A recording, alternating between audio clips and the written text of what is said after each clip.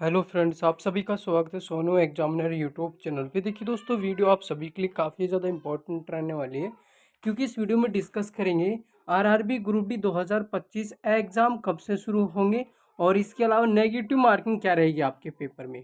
और इसके अलावा ये भी डिस्कस करेंगे कि चैप्टर वाइज क्वेश्चन का वेटेज क्या है। जैसे कि आपका ट्रिगोमेट्री का चैप्टर है मैथ में, उस ट्रिगोमेट्री चैप्टर से आपके पेपर में कितने क्वेश्चन आने वाले हैं। ठीक है, प्रॉफिट एंड लॉस से आपके पेपर में कितने क्वेश्चन आएंगे। ठीक है, उसी प्रकार ज्योमेट्री चैप्टर से आपके पेपर में कितने क्वेश्चन आएंगे, उसी प्रकार हम यहाँ पर डिस्कस करेंगे, यानी कि सब्जेक्ट वाइज मैथ, साइंस, ठीक है, आपका जीके, जीएस और रीजनिंग, यानी कि चारों के बारे में कंप्लीट इन्फॉर्मेशन मिलेगी। इसके अलावा एग्जाम डेट वगैरह कंप्लीट इन्फॉर्मेशन मिलेगी वीडियो के अंदर इस वैकेंसी के अकॉर्डिंग। तो सभी दोस्त वीडियो के लास्ट तक जरूर बने रहेंगे दोस्तों। अगर चैनल के ऊपर पहली बार है तो चैनल को जरूर सब्सक्राइब करके बेल आइकन को प्रेस कर लेना, जिससे कि आप सभी को अपने इस चैनल के माध्यम से आरआरबी ग्रुप डी 2025 के अकॉर्डिंग कंप्लीट इन्फॉर्मेशन समय समय पर मिलती रहे। तो चलिए दोस्तों, हम वीडियो को आगे की तरफ कंटिन्यू करते हैं। तो देखिए दोस्तों, सबसे पहले तो बात कर लेते हैं यहाँ पर क्वेश्चंस वेटेज के बारे में, यानी कि चैप्टर वाइज क्वेश्चंस का वेटेज क्या रहेगा आपके पेपर में, और यानी कि आपको कितना समय मिलेगा पेपर को हल करने के लिए। ठीक है, तो सबसे पहले तो हम यहाँ पर डिस्कस करते हैं कि आपका यानी ग्रुप डी का जो पेपर होगा रेलवे में, ये दोस्तों कंप्यूटर बेस्ड आधारित टेस्ट होगा। ठीक है, इसमें 100 क्वेश्चन आएंगे और 100 ही मार्क्स के रहेंगे। ठीक है, 100 क्वेश्चन 100 मार्क्स के। फिर दो दो यानी कि CBT 2 होगा दोस्तों आपका, वही CBT 2 में होगा आपका फिजिकल। ठीक है, फिजिकल टेस्ट होगा। अब फिजिकल टेस्ट में आपसे क्या क्या करवाया जाएगा, इसकी कंप्लीट वीडियो मैं आप सभी के लिए बना करके चैनल के ऊपर डाल दूंगा। आप कमेंट बॉक्स में कमेंट करके बता देना। ओके, इज दैट क्लियर दोस्तों। अब इसके अलावा देखिए, फिर उसके बाद में आपका तीसरा पॉइंट है डॉक्यूमेंट्स वेरिफिकेशन और फिर मेडिकल। बस ये चार चीज़ें होने वाली हैं और चार चरणों से आपको गुजरना है। अगर आप इन चारों चरणों को कंप्लीट तरीके से क्लियर कर देते हो तो बिल्कुल आपको ग्रुप डी 2025 वाली वैकेंसी में फाइनल सिलेक्शन हो जाएगा। अब देखिए, सबसे पहले तुम बात करते हैं यहाँ पर अपना, यहाँ पर देखिए क्वेश्चंस का वेटेज के बारे में। अगर मैं मैथ की बात करूँ, यानी कि मैथमेटिकल की मैथ की बात करूँ दोस्तों, मैथ का, तो मैथ का मामला इस प्रकार रहेगा। देखो, अगर नंबर सिस्टम से बात करूँ तो नंबर सिस्टम से आपके पेपर में 3 क्वेश्चन रहने वाले हैं। ठीक है, बोर्ड मार्क्स से आपके पेपर में 1 क्वेश्चन रहेगा। अगर परसेंटेज की बात करूँ तो मिनिमम 2 क्वेश्चन रहने वाला है। अगर मैं टाइम एंड वर्क की बात करूँ तो टाइम एंड वर्क से आपके पेपर में 1 क्वेश्चन का वेटेज रहेगा।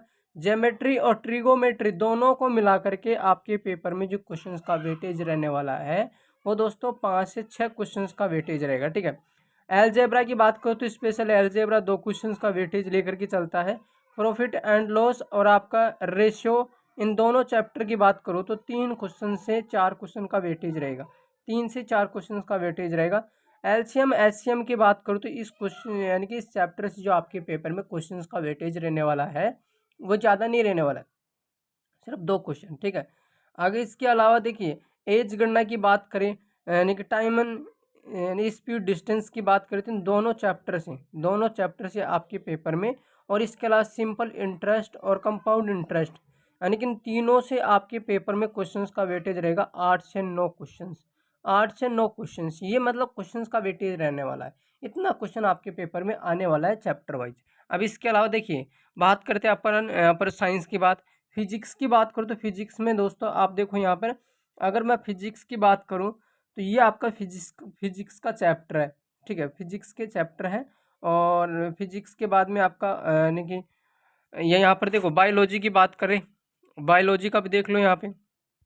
अगर मैं बायोलॉजी की बात करूँ दोस्तों, प्लांट एंड एनिमल्स क्लासिफिकेशन से आपके पेपर में 3 क्वेश्चन का वेटेज रहने वाला है। जबकि ह्यूमन बॉडीज ब्लड रिलेशन इससे इस सिस्टम से आपका, यानी कि इस वाले चैप्टर से आपके क्वेश्चंस में सॉरी पेपर में जो क्वेश्चंस का वेटेज रहेगा वो दोस्तों 4 क्वेश्चंस का रहेगा। ठीक है, अगर मैं इन दोनों चैप्टर को मिलाकर के बात करूँ तो दोनों चैप्टर को मिलाकर के आपके पेपर में क्वेश्चंस का जो वेटेज रहने वाला है, यानी कि 9 क्वेश्चन का वेटेज रहेगा।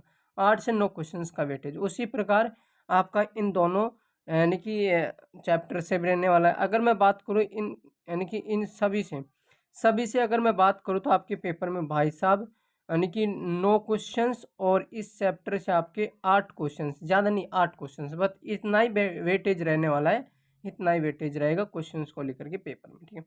अब इसके बाद में आपका आता है रीजनिंग, यानी कि दोस्तों रीजनिंग की बात करो तो देखो, रीजनिंग की बात करो तो यहाँ पर देखो सबसे पहले यानी कि आपका रिलेशनशिप चैप्टर से 2 क्वेश्चंस का रहेगा, और इस चैप्टर से भी आपका 2 क्वेश्चंस का रहने वाला है। इसके अलावा मैथमेटिकल ऑपरेशन की बात करो तो मैथमेटिकल ऑपरेशन से भी आपके पेपर में 3 क्वेश्चंस का वेटेज रहेगा लगभग। अगर मैं बात करूँ डाटा इंफिगर, इस वाले चैप्टर से आपके पेपर में 2 क्वेश्चन रहेगा। कोडिंग डिकोडिंग से लगभग दोस्तों 4 से 5 क्वेश्चंस का वेटेज रहने वाला है। इसके अलावा डायग्राम, सॉरी वेन डायग्राम, और आपका दोस्तों वेन डायग्राम के बाद में अगर मैं बात करूँ यहाँ पर प्लस वाले चैप्टर से, इन दोनों से मिलाकर के आपके पेपर में 4 क्वेश्चन का वेटेज रहेगा, 4 क्वेश्चन का, ठीक है। अब इसके अलावा देखिए, और अगर हम बात करें यहाँ पर एनालॉजी के चैप्टर से, और आपका दोस्तों एनालॉजी क्लासिफिकेशन, इन दोनों से यानी कि आपके पेपर में क्वेश्चंस का वेटेज रहेगा वो ज़्यादा नहीं रहने वाला, कहीं ना कहीं कम ही देखने को मिलेगा, यानी कि 3 से 4 क्वेश्चंस का वेटेज रहेगा, ओनली फॉर 3 से 4 क्वेश्चन। ये तो हो गया दोस्तों आपका मैटर, यानी किसका किसका मैटर भाई, रीजनिंग का। अब हिंदी का देखो यहाँ पे, सॉरी हिंदी का नहीं है, जीके जीएस और करंट अफेयर का, ठीक है। करंट अफेयर में आपका दोस्तों देखो, करंट अफेयर से आपके पेपर में क्वेश्चंस रहेंगे यहाँ से 4 क्वेश्चंस मिनिमम रहने वाले हैं भाई साहब, 4 क्वेश्चन। स्पोर्ट्स से 3 क्वेश्चंस का वेटेज रहेगा, जबकि टेक्नोलॉजी से इससे बात करूँ ना दोस्तों 5 क्वेश्चन तो आने वाले हैं। अगर मैं इकोनॉमिक्स की बात करूँ, इकोनॉमिक्स डेवलपमेंट, इस अगर बात करूँ तो 3 क्वेश्चन से 4 क्वेश्चन का वेटेज रहेगा। अगर मैं बात करूँ यहाँ पर आपका यहाँ पर देखो पॉलिटिकल हिस्ट्री, इंडियन पॉलिटिकल और हिस्ट्री से बात करूँ तो 6 से 7 क्वेश्चंस का वेटेज रहने वाला है। बाकी क्वेश्चंस आपके दोस्तों यानी कि उससे आएंगे, यानी कि स्टैटिक जीके से उठ के आएंगे, ठीक है। और आपका दोस्तों इंडियन ज्योग्राफी से आने वाला है बाकी क्वेश्चंस, ठीक है। अब ये तो हो गया क्वेश्चंस का मैटर।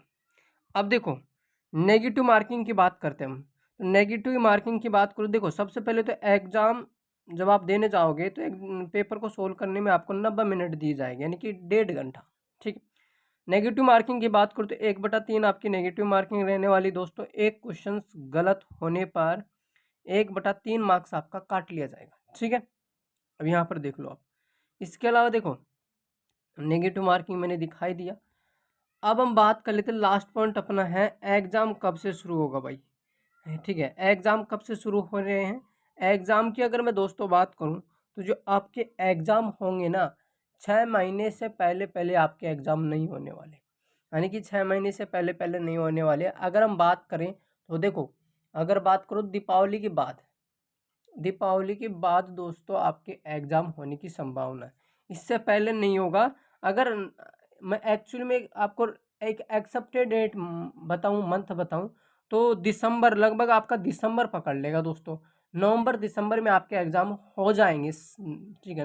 99% दोस्तों यानी कि आपके जो एग्ज़ाम हैं नवंबर और दिसंबर में हो जाएंगे, नवंबर दिसंबर में ले लिए जाएंगे, ठीक है। आप सभी के लिए आरआरबी ग्रुप डी 2025 के अकॉर्डिंग कंप्लीट इन्फॉर्मेशन। इसके अलावा फिर भी किसी तरह का डाउट बना हो तो कमेंट कर देना, आपको रिप्लाई मिल जाएगा। फिर मिलते हैं एक नए अपडेट के साथ। जय हिंद, वंदे मातरम।